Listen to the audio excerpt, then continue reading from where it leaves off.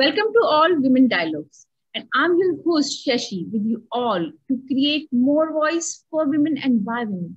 And today's our guest from Australia, Canberra. She is a Jennifer and she has extensive experience, more than 37 years, and a background in HR. She is currently principal agent of Stura Consulting. She has lots of things to share with us. She has extensive work experience, as I mentioned earlier. So let's hear from her side what she has to share with us, how we can learn, get motivated, get inspired from her life journey, her work experience. So welcome, Jennifer, on Women Dialogues Talk Show. Hi, Sashi. Thank you so much for having me. I'm really delighted to be here and be a part of your program. And welcome to, all the ladies who are watching this or listening to this podcast. Yeah, I'm not really sure where to start. So maybe I might say a little bit about what I'm doing now, and then or just let me ask you from starting how we can do in a way to know about you, to know your work. So before starting your work, as I mentioned, you have a lot of years of experience. But before that, let's hear from your childhood journey, from your growing up experiences, your background. How does it seem like? You must be having a lot of nice experiences, lots of ups and downs, and how you overcome those challenges, or how all those moments help you or to shape you in the way you are today. Yeah, well, I think, all our experiences, everything that we have, seen and done in our lives shapes who we are today. And I just have to say first up that when I look at my life now and I look at who I am, I'm so glad that I've done everything that I've done to get here to this point. And I've had there's been some sadness, there's been some tragedy, there's been lots of happiness and lots of joy. So it's been a very long journey. But let me start. I grew up in Sydney, Australia. I was the second eldest of 5 children. My mother had been in the Air Force in the 1950s. My father was a pilot in the Air Force in the 1950s and early 1960s. And my mother, there was my sister and myself, and I was not yet born when my father was killed in a flying accident. So my mother became a young widow. And she was on her own for many years, in the 1960s when there was no social welfare, no support, and she had to work and she had to bring up 2 small children. And I, remember looking at my mother and thinking, that this is the first example, first role model of a woman who's working to support her family, support her children, and doing what she feels is right. And I think that the way that we had to then manage that started to build the resilience in us as young children. She then remarried and went on to have 3 more children. So I have another sister and 2 younger brothers. And we all work in some form of public service or another. So I think that says a lot about the way in which we were brought up. So my childhood and my teenage years were in Sydney, on the beaches, just getting on and enjoying school life. I don't think there was anything overly special, other than I was just a normal Australian teenager. I had access to a good education. My mother and my stepfather were very keen to make sure that we all finished school and then, went on and did whatever we wanted to do in our careers. So I guess for me it was uneventful. But I do, as I said, recall thinking about my mother in a situation where, she had to manage on her own. She then remarried and there were some issues in the marriage, but all in all, it was a good, healthy, safe childhood. But I do remember also thinking that I want to join the military when I finished school. Yeah. And not because I wasn't brought up in a military home, because my mother had to leave the Air Force when she got married and my father was killed. But I grew up thinking that this was going to be the kind of lifestyle for me. I didn't want to be a secretary. I didn't want to work in a bank. I wanted to do something that was a little bit unusual at the time. And of course, back in the late 70s, early 80s, you know, there weren't a lot of women who were joining the military or the police services. In fact, I think that at that time, women comprised about 5 to 7% of the Australian military. So very, very small numbers indeed. Yeah. So look, I had some, it was quite funny actually when I applied to join. As you can imagine, I was 18 years old. I had long blonde hair, and I went along to my selection panel, and the very senior female officer on the panel said to me, "Why are you joining the Navy?" And I said, "Well, because I want to travel, and you know, I think it'll be an exciting life, and I've had a very structured, disciplined upbringing, so I think I'd fit in very well." And she said to me, "I think you're just joining the Navy to find a husband." And after I picked my jaw up off the ground, I said, "I don't think I need to join the Navy to find a husband." But what I really meant was, I'm 18 years old. Why, you know, why would I be thinking of, you know, just joining the Navy to find a husband? I really, really seriously wanted a career, and I wanted to do something very, very different. So look, I joined, and they were very difficult times back then for women. We didn't have any protections from, you know, sexual harassment or any kind of inappropriate behaviour.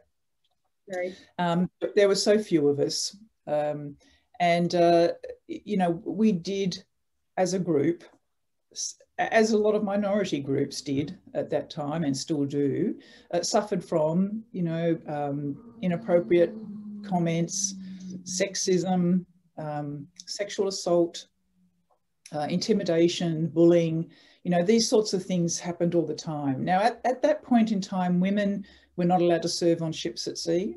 So we only had a role in shore bases. And I just think that we were not taken seriously. And there are a lot of women of my vintage and, you know, after, who have suffered greatly physically and emotionally because of some of the treatment that they've received.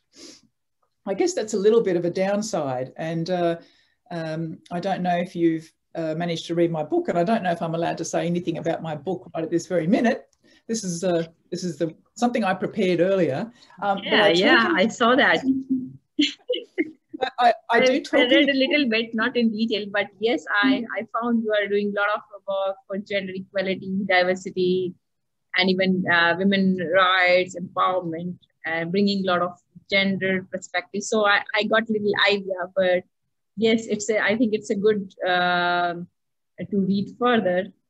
Definitely, yeah. Please carry on. Well, there was just a defining moment in my very early career when I was raped by a fellow sailor, and it was I guess a momentous event, in so much as I didn't know who I could speak to, who I could report it to, what I could do about it. And there weren't really any mechanisms in place to support women who had been through this kind of trauma. So I actually, you know, sort of pushed it to the back of my mind and got on with the day, got on with the week, you know, got on with the month, I got on with my training and just kept going. But what it did for me at that point in time was made me realise that we women had to do more than just accept, you know, what was occurring at the time. And, you know, we were going to be responsible for the change. I think it's, you know, Gandhi who said, you know, be the change that you want to see, right? So, you know, there was women like me who had been through some of these experiences who thought, well, I don't want that to happen to somebody else. If I can just do something that's going to help change the culture, help change the way that men were treating women and other minority groups, then, you know, that's going to be my path. It'll be a challenge, there'll be barriers, but it'll be exciting, and it'll be great to be part of, you know, changing history and, you know, changing an organisation from within. So that was sort of really the start of my kind of gender journey, which is what I call it. which didn't really come out for about another 20 years, by the way, because I kind of, went on and did a lot of the career stuff that, I had to do as a young officer, and went and did various postings.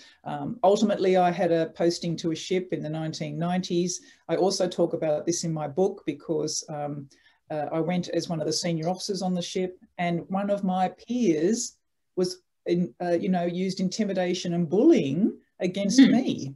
Ship.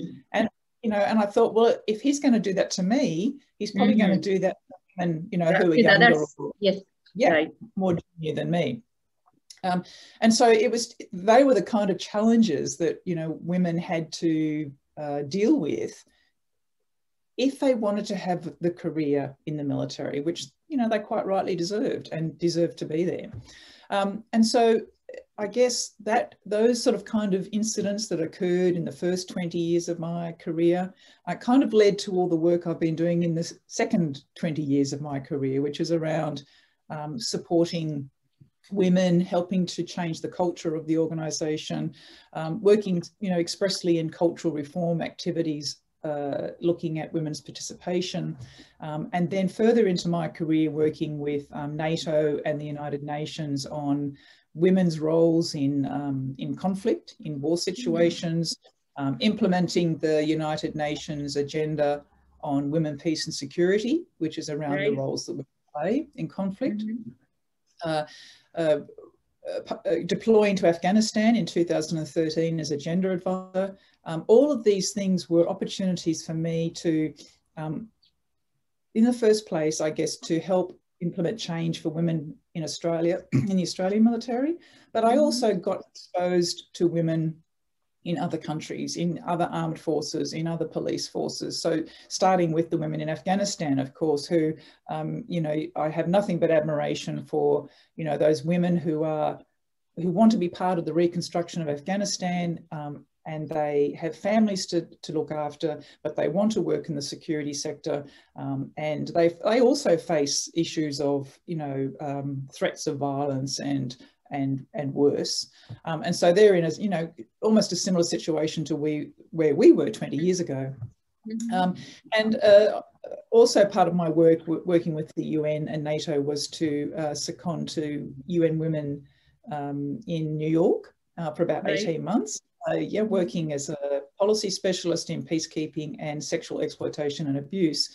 And I did a lot of travel to a lot of countries to speak to women in the armed forces and the police forces around, women's roles in peacekeeping, implementing the UN's agenda on women in peacekeeping, how we manage sexual exploitation and abuse, why this is a topic that needs to be rectified and addressed.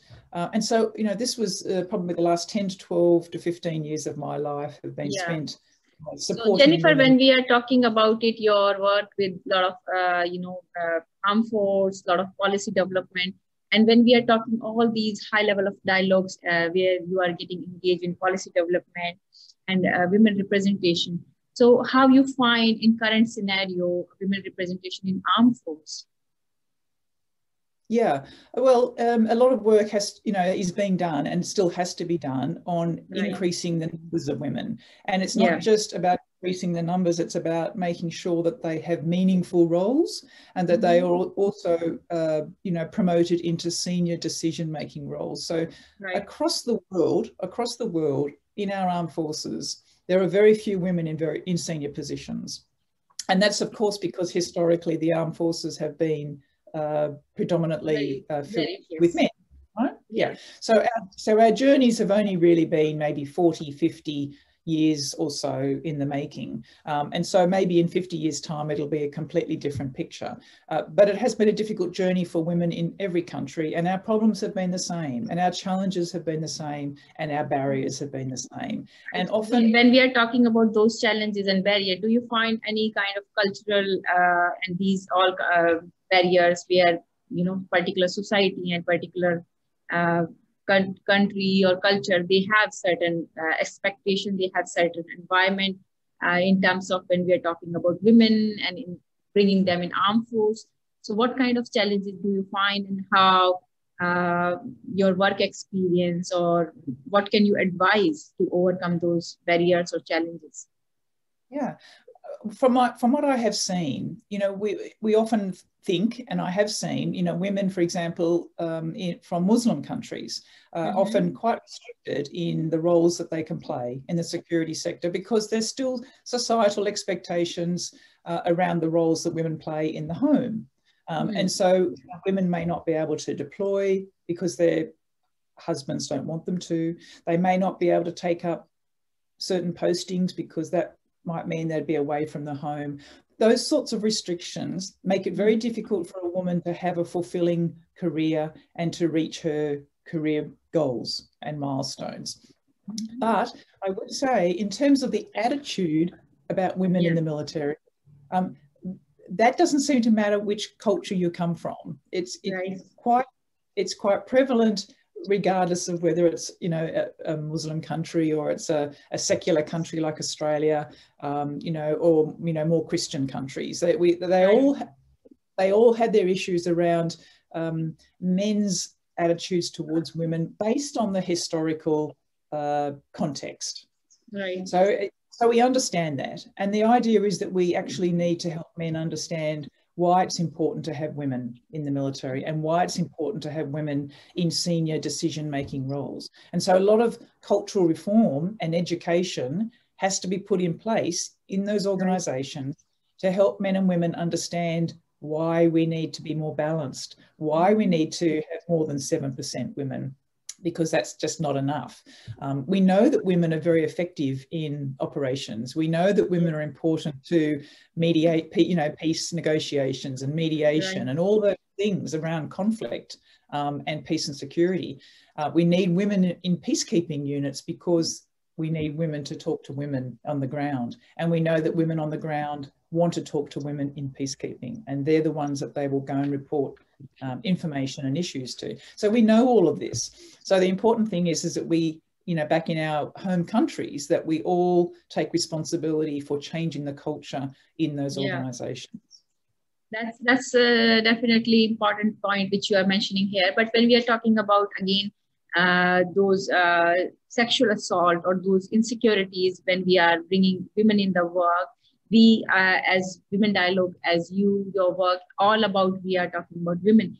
But what kind of work or what kind of points we should give as a very strongly that these kind of things has to be put in the right place to putting the safety measures for women when they are working in peacemaking, when they are on the border, when they are doing all these kind of jobs.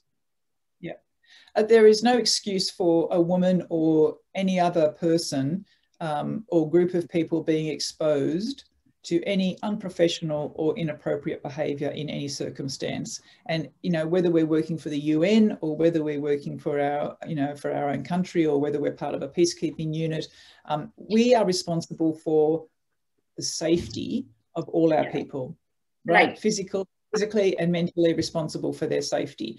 And so therefore, a robust system needs to be put in place to be able to support anybody who is the victim of that kind of behaviour.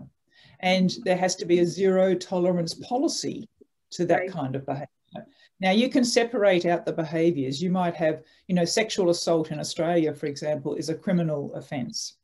Sexual harassment is not a criminal offence. So they are two different types of behaviour, but you have to have the mechanisms to deal with both of those issues, and they might be slightly different ways of dealing with them, but they need to be there. The policy of the organisation has to be zero tolerance, which just means, it doesn't mean that nothing will happen, because we'll never get there, right?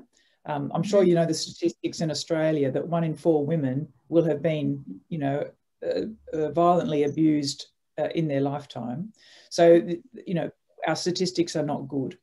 And so it's not an issue that's going to go away. But zero tolerance means that every time a woman or a man comes forward with a complaint or wants to report a type of behaviour that affects them physically or mentally and, is against the law or is against, the policy of the organisation, that they feel safe, that they feel protected, that it will be investigated, and that there will be some form of resolution to the issue and some sort of consequence and outcome. Right. But there are when we are talking about, Jennifer, all these, your work and all these, we are talking about your experiences where you shared in early time. It was a difficult thing, or finding these kind of, work on the place, when we are talking about safety, when we are talking about women in army, navy. What difference you find from that period, or that the way when you joined, or in current scenario? Is there, you find there more acceptance and more, not in women mindset, but in general? Yeah, there's been two events that really made a difference for us here in Australia. So we've had our Me Too movement. We've had our Me Too moment, right? Yes. We had, about 10 years ago, we had a very high-level government review into the treatment of women in the Australian Defence Force.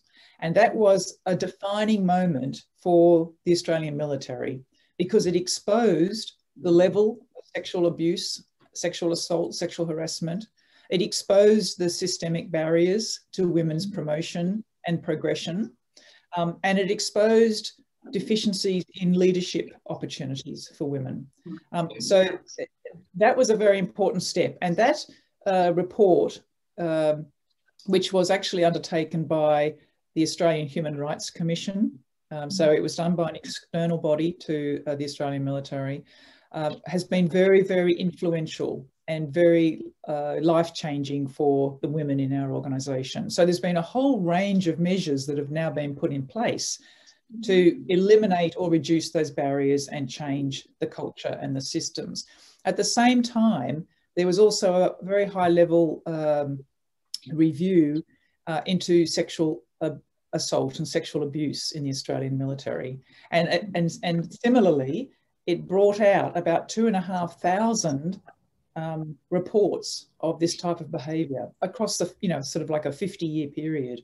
And this has been managed very, very well in terms of support for those victims or survivors, mechanisms for compensation, mechanisms for justice. So they're the two things that have happened. And there's ongoing consequences to those two events that have actually helped, along with cultural reform, which we've also had to actively do, have now created an Australian Defence Force that has very strong values. We operate on, our behaviour has to be values-based, right? So we have to be in accordance with the values of our organisation. We don't tolerate, we're not bystanders to bad behaviour anymore. People are more open to speaking up and saying, you can't say that, or you can't do that, or helping someone who has been exposed to those behaviours. There's very, very strong policy in place. There's very strong mechanisms. We have a sexual assault management and prevention office that provides that support to both victims and perpetrators of these types of behaviour. So there's a whole bunch of things that need to be done, but have been done for us, to create a much different profession, because the military is not just a job, it's a profession. And it has created a much more modern profession in which I would say women should be encouraged to think about as a career. Completely different, 180 degrees. That is true, Jennifer. As you said, it is correct. But when we are talking about it, you brought very key point about women in leadership. And we are seeing now new changes globally. They are understanding women are good in leadership and all.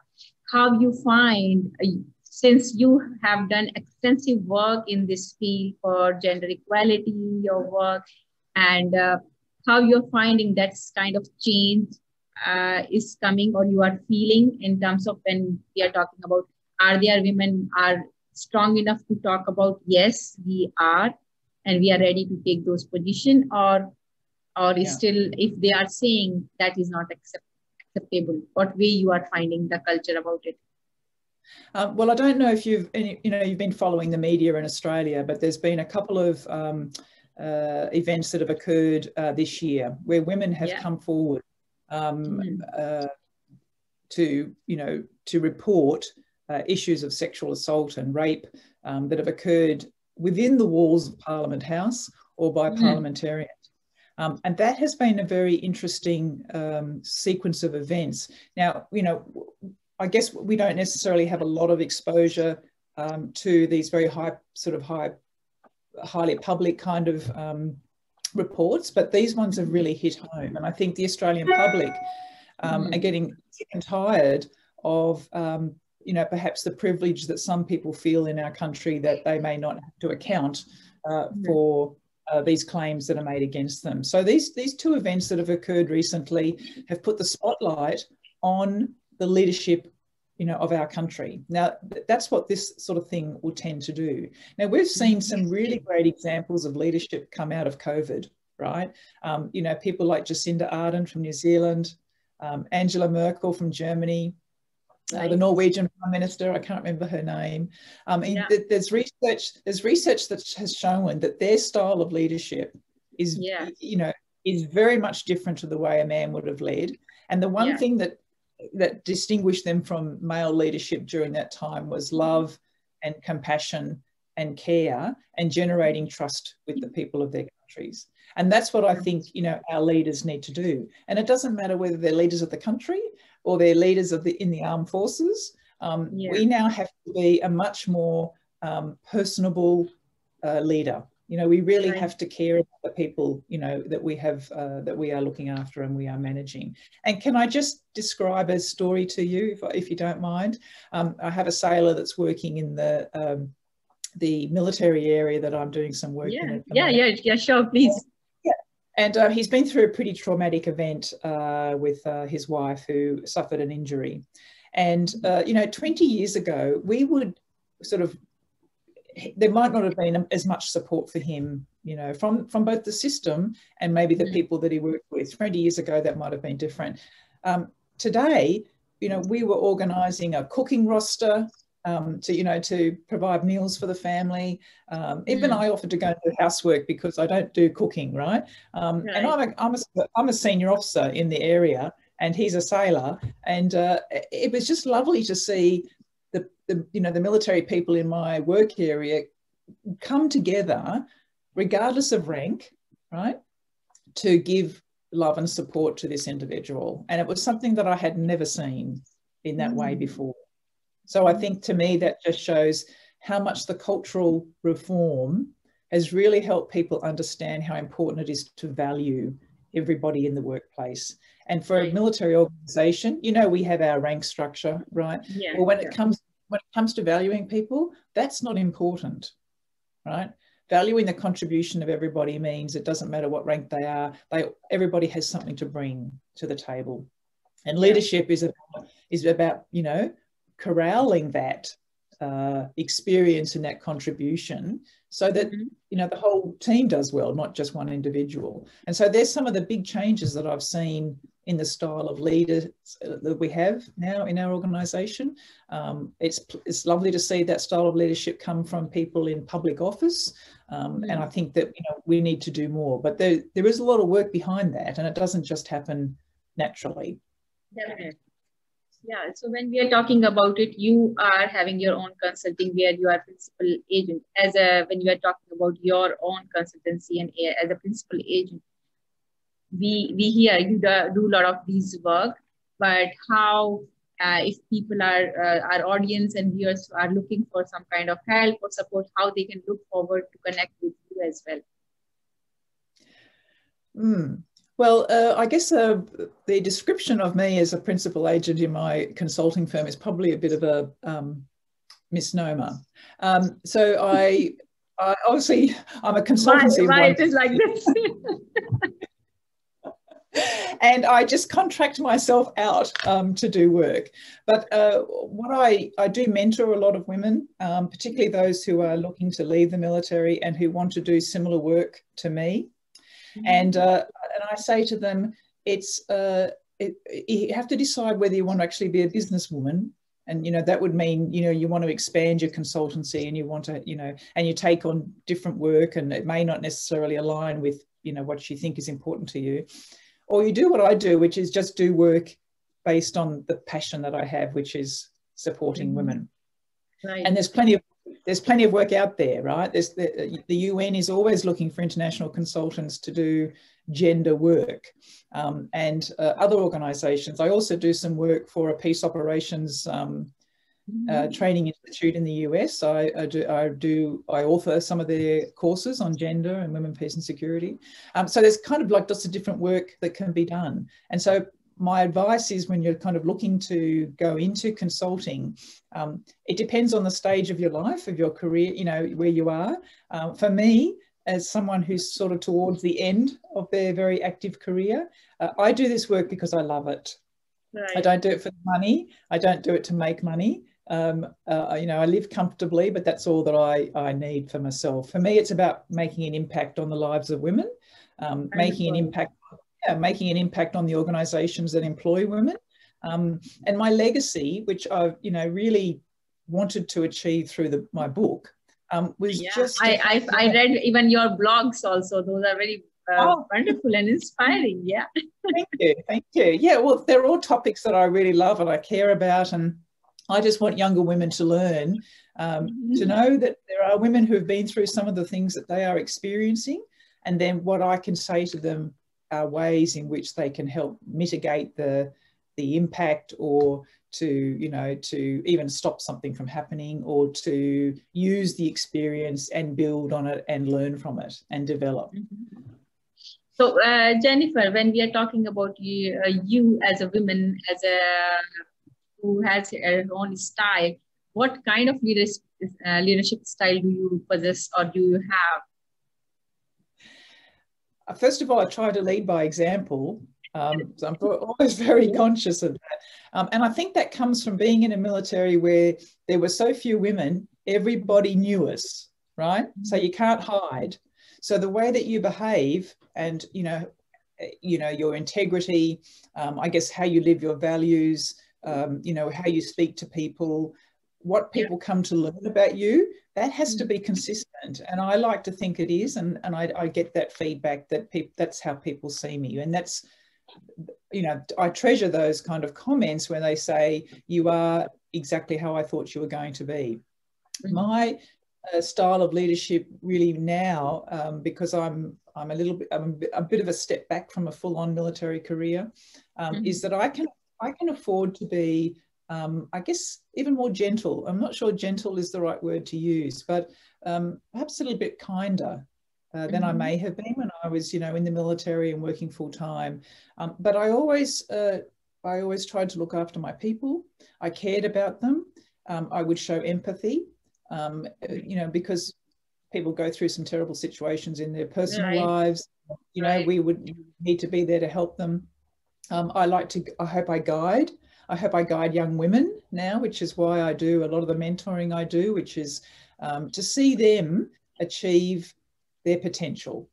And it's not going to be the same as mine. Yeah, it's not going to be the same as mine, and it's not going to be the same as yours. Everybody has their different, you know, goals and dreams. And I just want young women to achieve, you know, to fully achieve their dreams. Like I want my 2 young adult daughters to fully achieve, you know, their dream, and what they're looking for.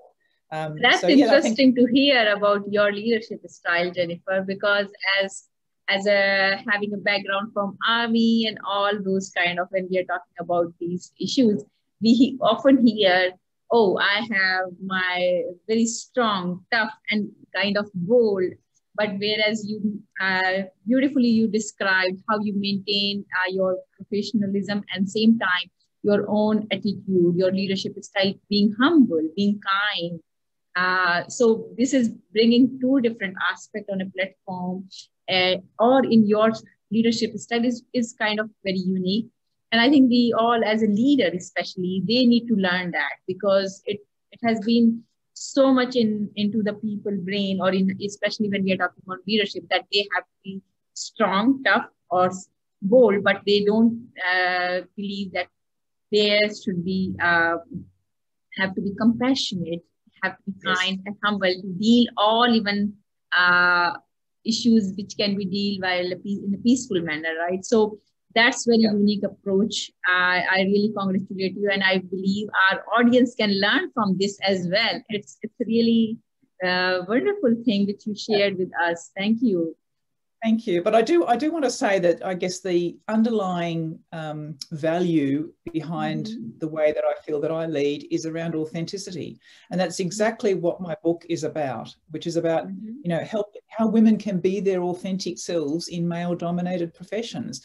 Because I have seen over a long period of time, women who feel they need to adopt the behaviours, the leadership styles of men, because the men are the predominant gender in our organisation.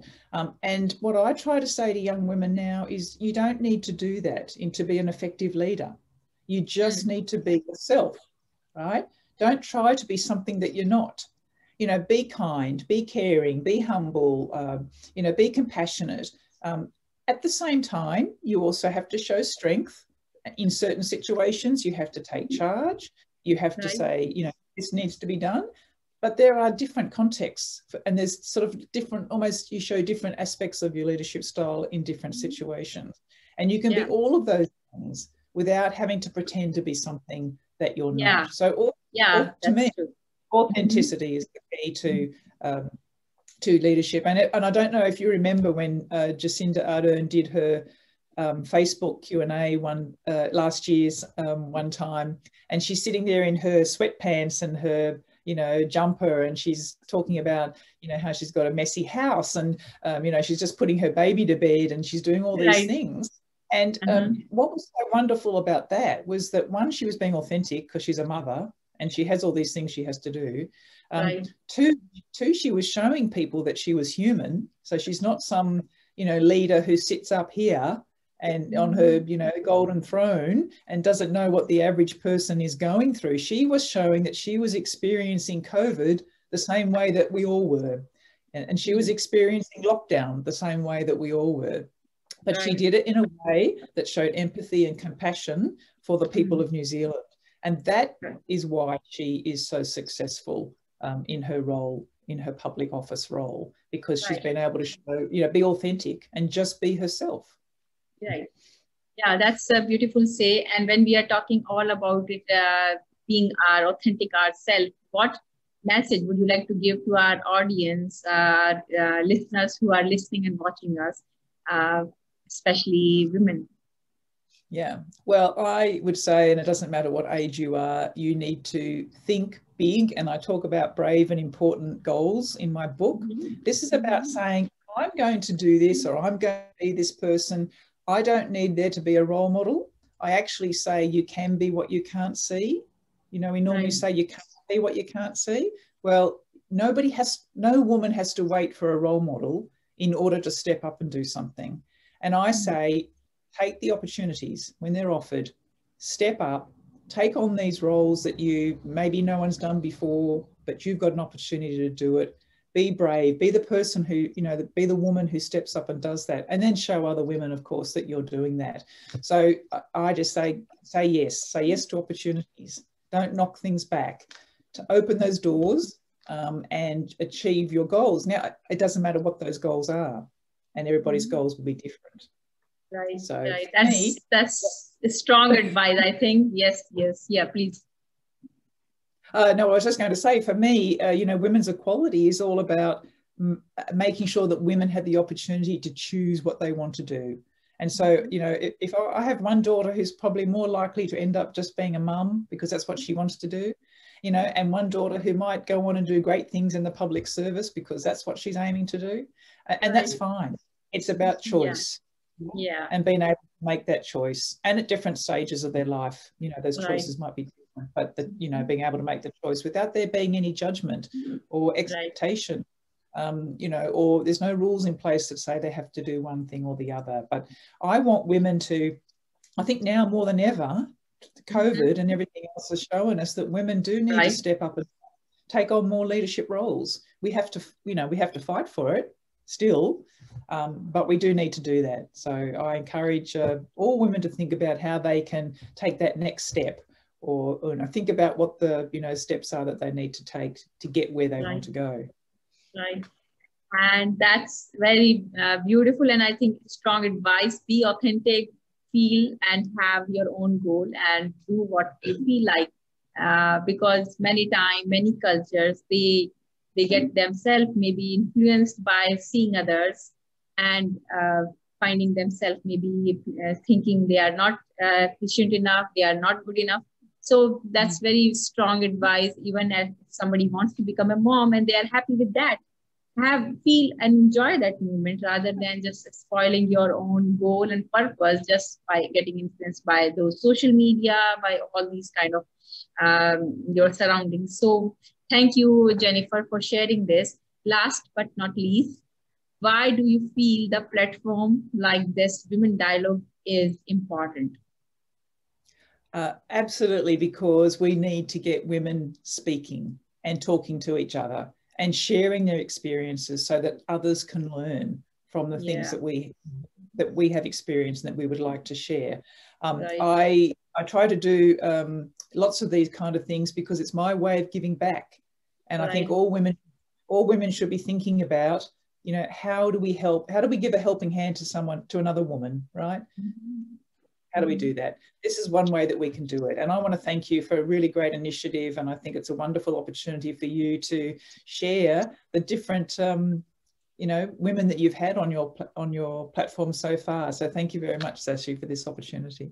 Oh, thank you, Jennifer, for giving your time, for coming and joining us. Our mission and purpose to inspire and to motivate all our audience and listener and our beautiful women all around the globe to find their own life and purpose, as well as you are sharing your all beautiful life journey. So thank you, Jennifer. Thanks a lot. It was such a great pleasure to be with you today. No, thank you. And my pleasure to be here, Shashi. Thank you. And thanks to all our viewers. If you would like to hear more women voice and part of Women Dialogues, please connect with us. Please share, subscribe, like, and thank you. See you in the next episode. And as I was talking about Jennifer's work, if you would like to check Jennifer's work and would like to connect with her, her details are available in the description as well. Till then, take care. Bye-bye. See you.